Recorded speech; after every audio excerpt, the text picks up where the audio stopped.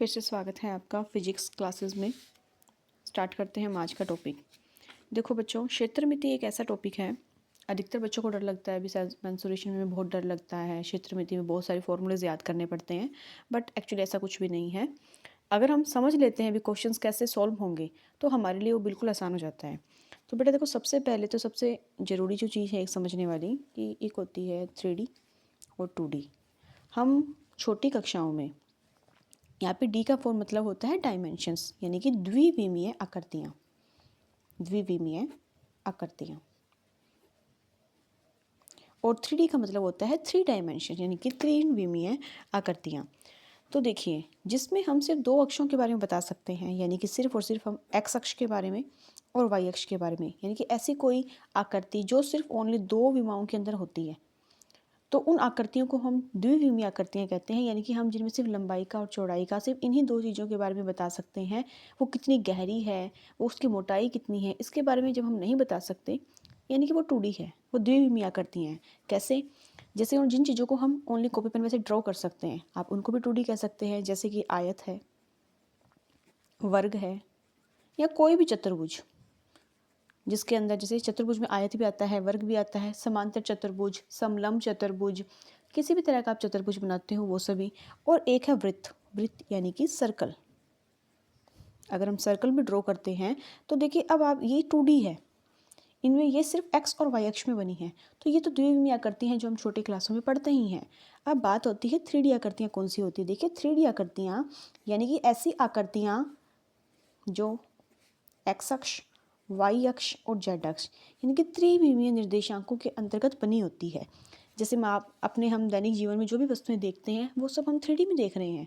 जैसे हमारी जो नोटबुक है, चाहे हमारा पेन है, चाहे हम खुद हैं, चाहे घर है, ये सभी 3D आकृतियाँ हैं। जैसे मैं आपके सामने एक डायग्राम बनाती हूँ। देखिए, जैसे मैंने एक आपके सामने वर्ग की आकृति बनाई। अब इसको आप ये कह सकते हो कि मैम ये वर्ग है, लेकिन इसकी लंबाई में मतलब कितना ये मोटा है, कितना चौड़ाई है, वो हम नहीं बता सकते। अब जैसे ही मैंने इसका एक त्रिविमीय रूप तैयार किया, जैसे मैं आपके सामने कर रही हूँ, आप देखिए।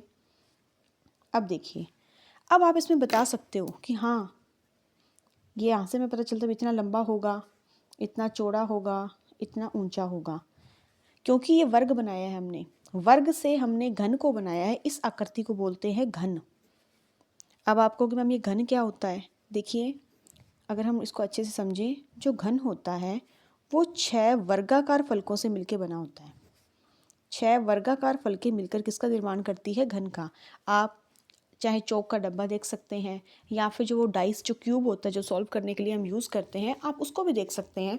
तो उसमें देखो 6 परतें हैं, कौन कौन सी मैं आपके सामने बता सकती हूँ। देखिए ढंग से आप, एक ही नीचे वाला बेस, एक फलक जो कि वर्गाकार फलक है, यानी कि एक वर्गाकार फलक लिया आपने, 6 वर्गाकार टुकड़े काटिए, उनको जोड़िए, आपको घन बन जाएगा।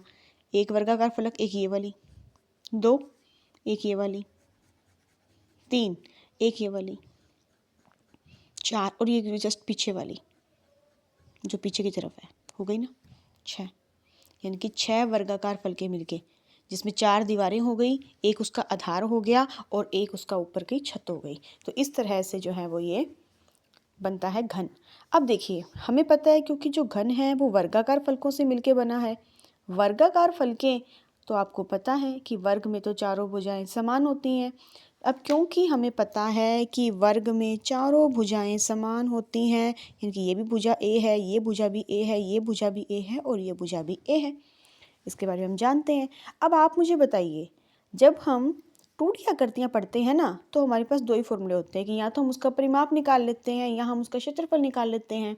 और परिमाप किसे बोलते हैं? जैसे मान लो मैं यहाँ खड़ी हूँ, तो वापस घूम के वापस वहीं पहुँच जाऊँ, तो ये मेरा परिमाप है, यानी कि हम इसके अंदर नहीं गए, इसकी परिधि परिधि पे, इसके बाहर बाहर। जैसे मान लो ये मेरा कोई खेत है, ठीक है, तो अगर मैं इस खेत के, फसल कहाँ लगती है इसके अंदर की तरफ, लेकिन जो बाड़ाबंदी होती है, जो तार लगाई जाती है ताकि पशु अंदर ना आए, वो कहाँ लगती है? इसके परिमाप पे।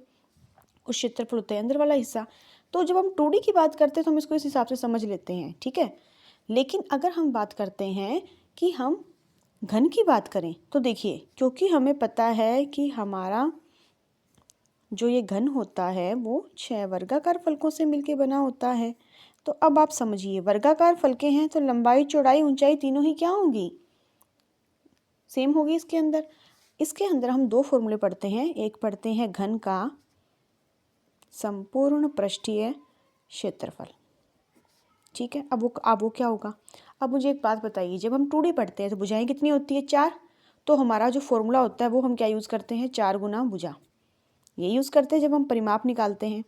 अब यहाँ पे संपूर्ण पृष्ठीय क्षेत्रफल का मतलब है, आप इमेजिनेशन करिए एक ऐसा चौक का डब्बा जिसमें चौक, अंदर वाले भाग की बात नहीं कर रहे हैं हम, जिसमें चौक रखे होते हैं, उसकी जो फलकें हैं, सिर्फ उन सभी फलकों का जो क्षेत्रफल है ना, वो होता है संपूर्ण पृष्ठीय क्षेत्रफल।